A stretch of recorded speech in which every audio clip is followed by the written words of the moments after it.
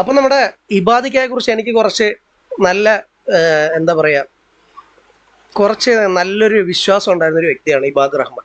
ടെക്കിന്റെ അകത്തെ പുലി എന്നൊക്കെ പറയും പോലെ. ഇപ്പൊ എന്റെ വീഡിയോയിൽ ക്യാമറയ്ക്ക് ഇച്ചിരി ക്ലാരിറ്റി കുറവാണ്, പക്ഷെ എന്നാലും അദ്ദേഹത്തെ കുറിച്ച് എനിക്ക് നല്ലൊരു അഭിപ്രായമൊക്കെ ഉള്ള ഒരാളായിരുന്നു കഴിഞ്ഞ ദിവസം വരെ. ഇപ്പൊ എന്റെ അഭിപ്രായം മാറിയാണ്.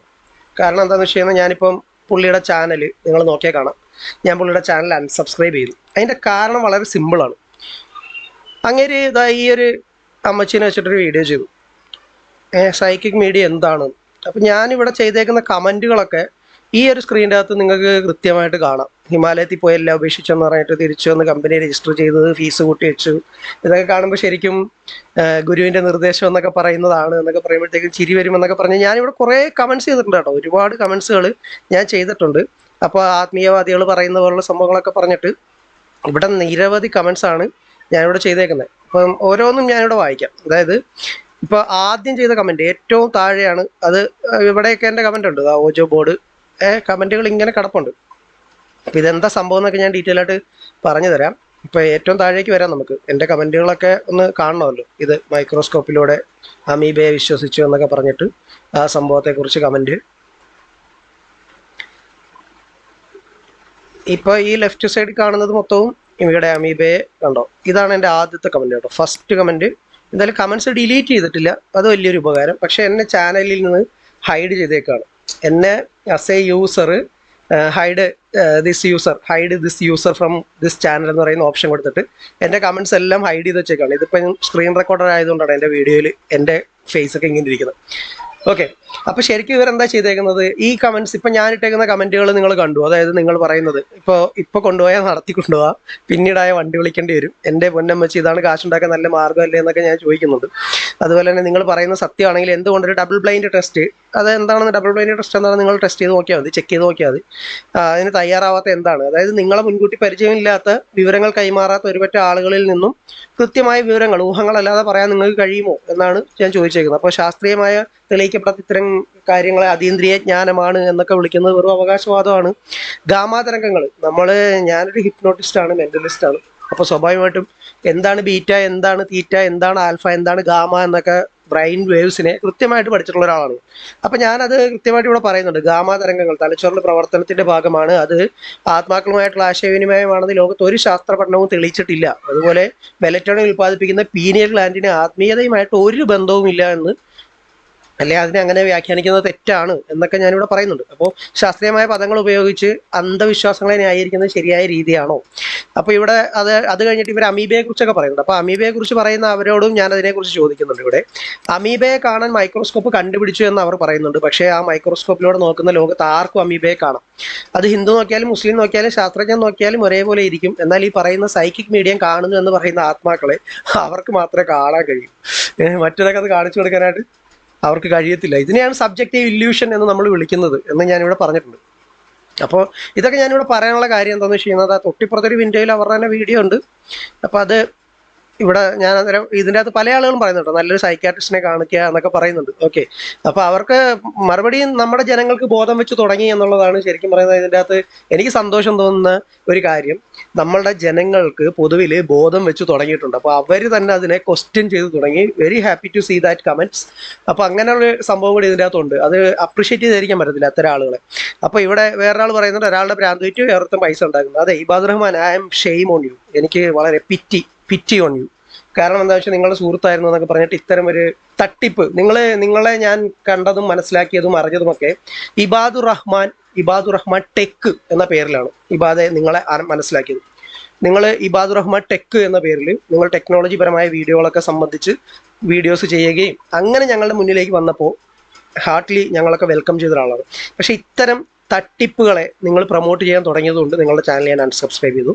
ഞാൻ അൺസബ്സ്ക്രൈബ് ചെയ്തത് നിങ്ങൾക്കൊന്നും സംഭവിക്കാൻ പോണില്ല. ബട്ട് ഇറ്റ്സ് മൈ എന്താ പറയുക, ഒരു പ്രതിഷേധം അല്ലേ, എനിക്കതല്ലേ ചെയ്യാൻ പറ്റും. എൻ്റെ കയ്യിലുള്ളത് നിങ്ങളുടെ ചാനലിൽ സബ്സ്ക്രിപ്ഷനാണ്, അത് ഞാൻ അൺസബ്സ്ക്രൈബ് ചെയ്ത് നിങ്ങളുടെ പ്രതിഷേധം രേഖപ്പെടുത്തിയിരിക്കുകയാണ്.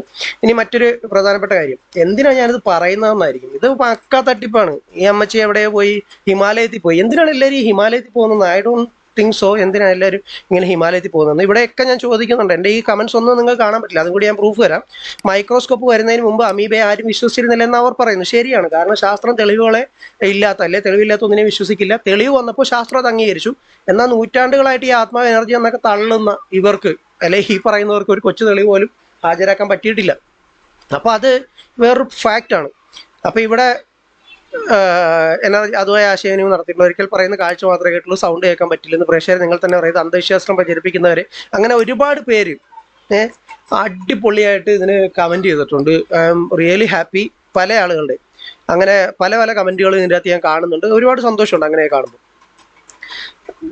ഒരു തെറ്റും പറയാം, പക്ഷെ പണക്കാരെ മാത്രം ഹെൽപ്പ് ചെയ്യാതെ പാവപ്പെട്ടവരെ കൂടെ പരിഗണിക്കണം. അതായത് ഇതിൻ്റെ അകത്തൊക്കെ ഇവർ പറയുന്നതൊക്കെ ഭയങ്കര കോമഡിയാണ്. അതൊക്കെ വെച്ചിട്ടാണ് ഈ ആളുകൾ ഇത് പറയുന്നത്. ഇതിൻ്റെ ഡീറ്റെയിൽ റിയാക്ഷൻ വീഡിയോ ഞാൻ ചെയ്യുന്നുണ്ട്. പക്ഷെ ഞാനിപ്പോൾ എൻ്റെ കമന്റുകളെ ഇബാദ് റഹ്മാൻ എന്ന് പറയുന്ന യൂട്യൂബർ ഹൈഡ് ചെയ്ത് വെച്ചേക്കുന്നത്. ഞാൻ ഇതിനകത്ത് എന്തെങ്കിലും തെറ്റ് പറഞ്ഞിട്ടുണ്ടോ, കുറ്റം പറയണ്ടോ നോക്ക്. അവർ ഒരു അഭിപ്രായം, ഒരു കാര്യങ്ങൾ അവർ പറയും. ഇതൊക്കെ ഞാൻ കണ്ടുകൊണ്ടിരിക്കുമ്പോൾ കമന്റ് ചെയ്തതാണ് കേട്ടോ. ഓജോ ബോർഡ് വഴി ആത്മാവ് കയറി എന്നൊക്കെ പറയുന്ന വെറും ഭാവനയാണ്. പണ്ട് അമീബയെ മൈക്രോസ്കോപ്പ് വഴി കണ്ടുപിടിച്ച പോലെ എന്തെങ്കിലും ഈ കറുത്ത രൂപങ്ങളെ ഫോട്ടോ എടുക്കാൻ പറ്റുന്ന ഒരു ക്യാമറ കണ്ടുപിടിക്കട്ടെ, അപ്പൊ നമുക്ക് വിശ്വസിക്കാം. അതുപോലെ ഇതിനെയൊക്കെ വെറും തള്ളായി തന്നെ കണക്കാക്കാം എന്നൊക്കെ. അതുവരെ ഒരു കാര്യം ശ്രദ്ധിച്ചോ, പല്ലുവേദന മുതൽ ബിസിനസ് തകർച്ച വരെ എത്തിയ എല്ലാവർക്കും ഇവർക്ക് ആത്മാക്കളെയാണ് കുറ്റം പറയാനുള്ളത്. പാവ ആത്മാക്കള് വഴിയിൽ കൂടെ പോകുന്നവന്റെയൊക്കെ ബാക്ക് സീറ്റിൽ കയറി ഇരിക്കുകയാണല്ലോ ഇവരുടെ പനി. ലുലുമാളിലായി 200 പേരും, അതായത് ഇവര് ഇബാദിനോട് പറയുന്നുണ്ട്, ഇബാദെ നിങ്ങൾ ആക്ച്വലി ഇബാദിനോട് ഇവർ പറയുന്ന ഒരു ഡയലോഗ് എന്താണെന്ന് അറിയോ? ഇബാദെ നിങ്ങൾ 200 പേരെ, നിങ്ങളൊരു ലുലുമാളിൽ പോകുമ്പോൾ നിങ്ങൾ ലുലുമാളിൽ 50 പേരെയാണ് കാണുന്നതെങ്കിൽ ഞാൻ കാണുന്ന 200 പേരെയാണ്. അത് അവരുടെ കൂടെ ടാഗിലും ചെയ്യുന്ന ആത്മാക്കളെയാണ്. മാങ്ങയാണ്. അത് ഇവർക്ക് ഹാലുസിനേഷൻ ആണ്, അതായത് സൈക്കോളജിക്കൽ ഇല്യൂഷൻ. എന്താ പറയുക അതിന്?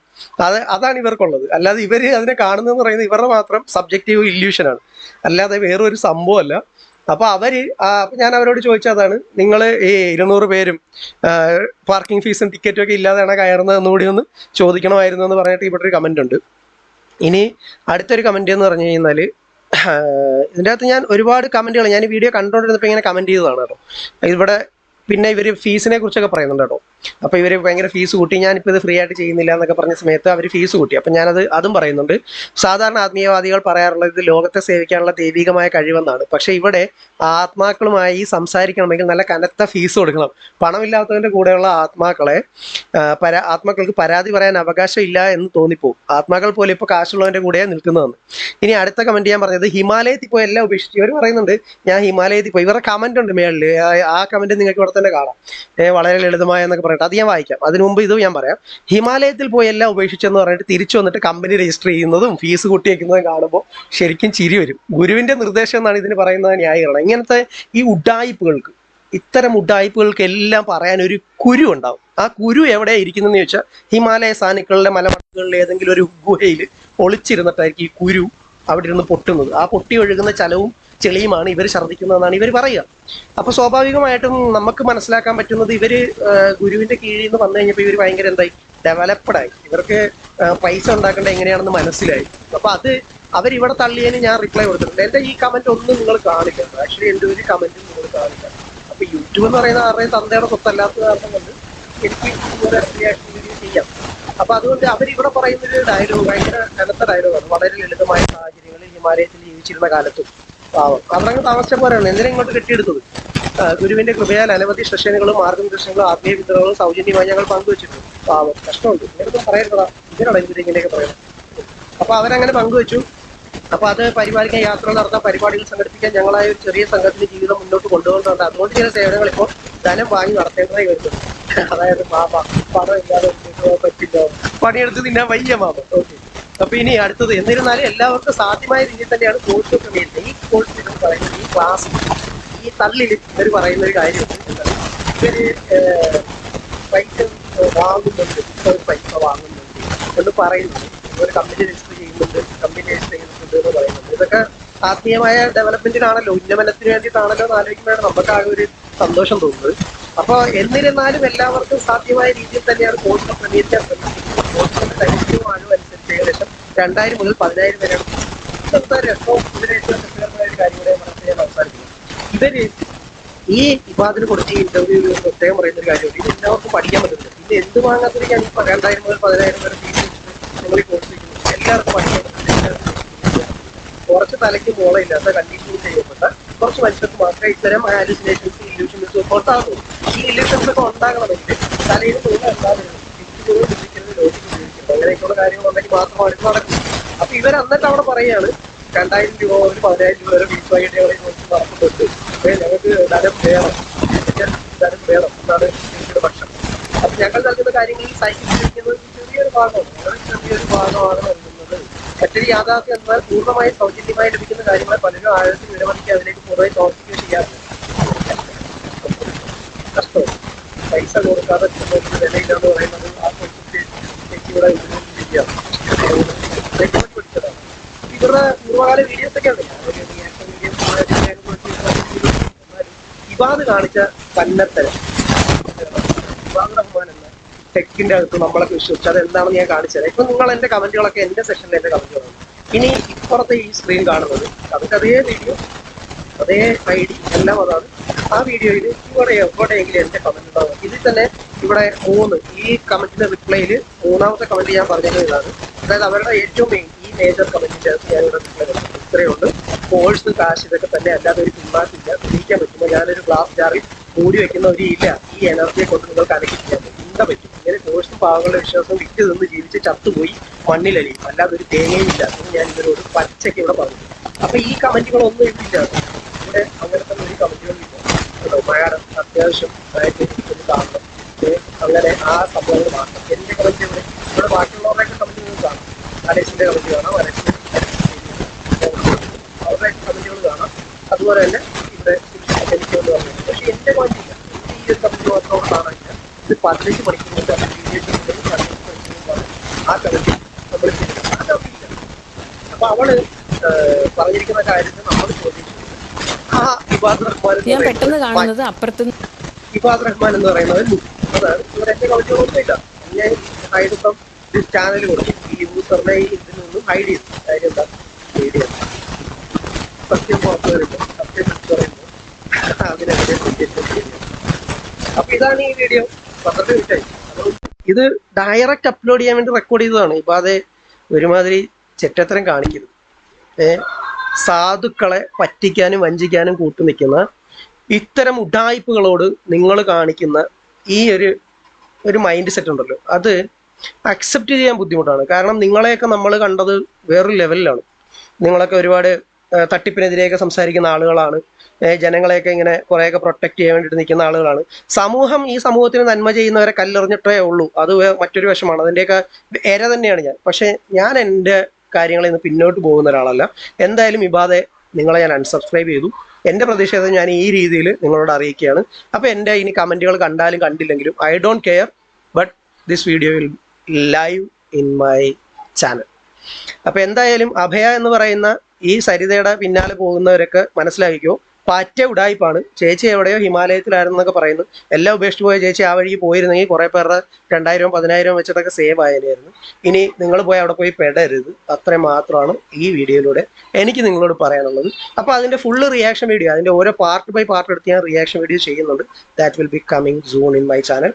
Thank you so much for the support and entirely away from this fruits. അതാണ് എനിക്ക് പറയാനുള്ളത്. ഇത്തരം ഫ്രോഡുകളുടെ കയ്യിൽ നിന്ന് നിങ്ങൾ അകലം പാലിക്കുക. അന്ധവിശ്വാസവും അനാചാരവും പ്രചരിപ്പിക്കുന്ന ഇത്തരം തട്ടിപ്പുകാരെ നിങ്ങൾ ഒരു കൈ അകലത്തിൽ എപ്പോഴും സൂക്ഷിക്കുക. That will be better for your life. Thank you for staying with me. Please share, subscribe and watch my channel for new and truth. That's it.